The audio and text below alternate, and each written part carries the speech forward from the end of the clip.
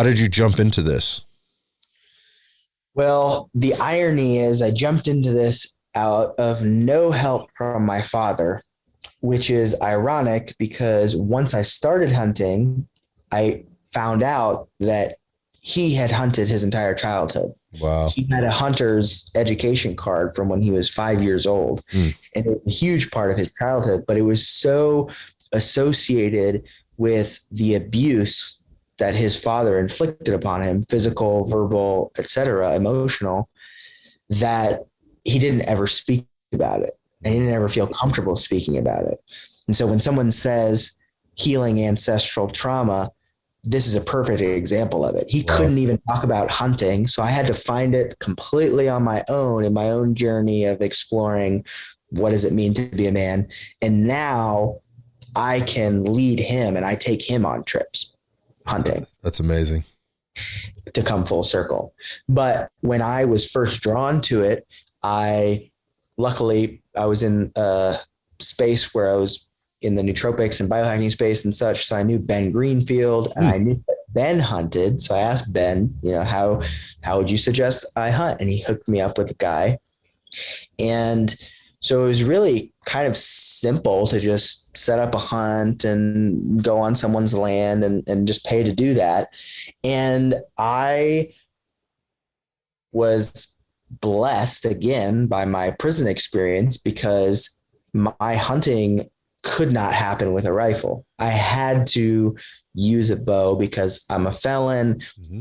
Felons can't use rifles. So I'm practicing with the bow and I have to become far more proficient. Oh, it's way different than rifle hunting in so many ways. Yeah. Like an order of magnitude harder. And I'm investing more time, investing more energy. I'm really, really, putting a lot into this. And so as I say, for everyone who comes on these experiences, the more intentionality you put in, the more you have to sacrifice and prepare, the more that experience provides for you. And that's exactly what happened for me. I had spent so much energy and time and everything. And I had, for the first time in my life during the ayahuasca experience, I had a connection to a higher power. And I asked that higher power for guidance for the first time in my entire life. And that guidance was provided on the first hunt. So I asked for a clean kill, 1 shot, 1 kill. I got 1 shot, 1 kill, very statistically improbable for that. And there was all of these emotions and feelings that had come out prior to and during the experience itself. It was a super powerful moment for me. So this immediately starts, it has to start evolving, right, to where it is now. So I'm curious how it kind of got to where you are now so we can talk about the sacred hunting experience and what you've been able to put together and provide people. Maybe walk us through that journey a little bit from the first experience, and that it's very intimate. When you're bow hunting, it's very intimate. You have to be very close to the animal as opposed to rifle hunting. Not that you don't ever get close with rifle hunting, but I mean, things start to matter, right?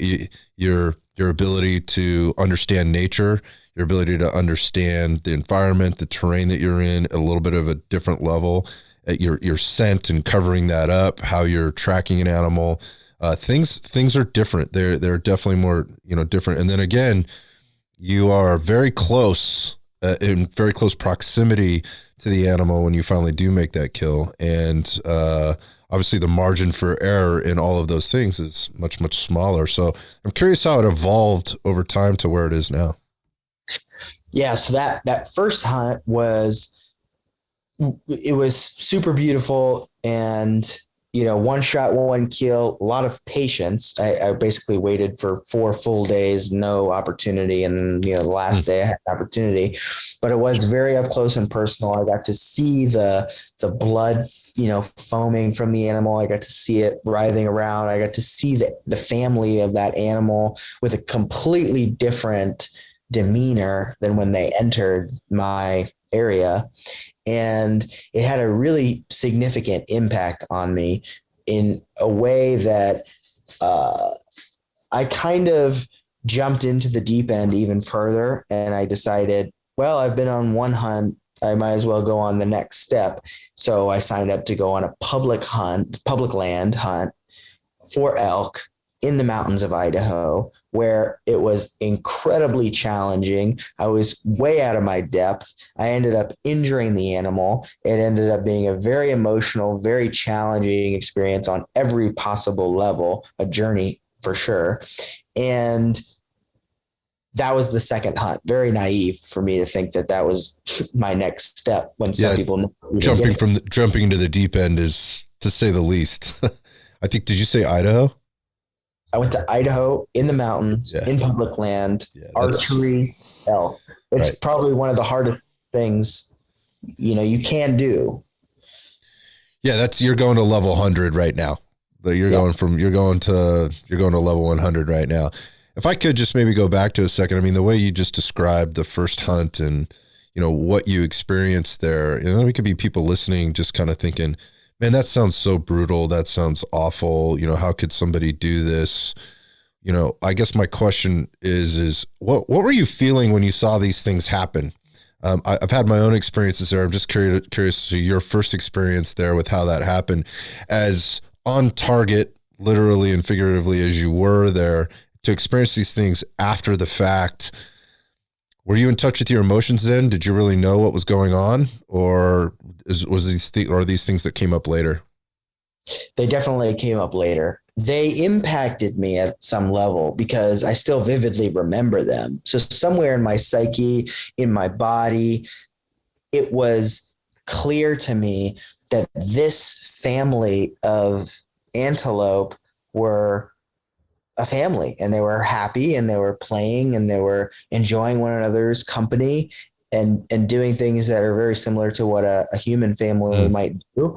And then when they sniffed their dead relative and they realized that this aunt or sister or mother was not coming with them, they left in a completely different demeanor and different tone.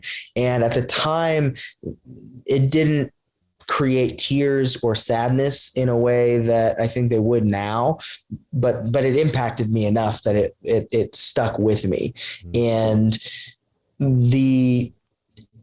there was a lot of pride and excitement, and I definitely felt those more positive things because I had set my mind to something and I had done it, but I was not in touch with the emotions, the sadness and the guilt or the grief, really, that experience can open up until later. And those intense emotions are really what bring a certain level of sacredness to the experience, because, someone once told me the sacred are the things that pull at your heartstrings. And that could be joy and laughter, but it's also pain and suffering and sadness and grief. And so for me to have a direct access point to it now, something that's been trained, but also something that's a gift of mine now, that creates an environment to invite other people into that grief, into their own grief, regardless of the context. For me, it's very much an access point to grief. I see an animal that I have killed, and I don't just see that animal. I see every animal that I saw driving to that place that was hit by a car. I see every animal that is run over by a combine on some farmland in order to produce our crops. I see a dead animal, and I am reminded of all of the dead animals that exist in order for us to have the lives that we do. And so it's an access way to this deep upwelling of grief that I experience, because I experience what the collective is experiencing. It's Gaia, the earth, whatever you want to call it, crying for all her lost beings.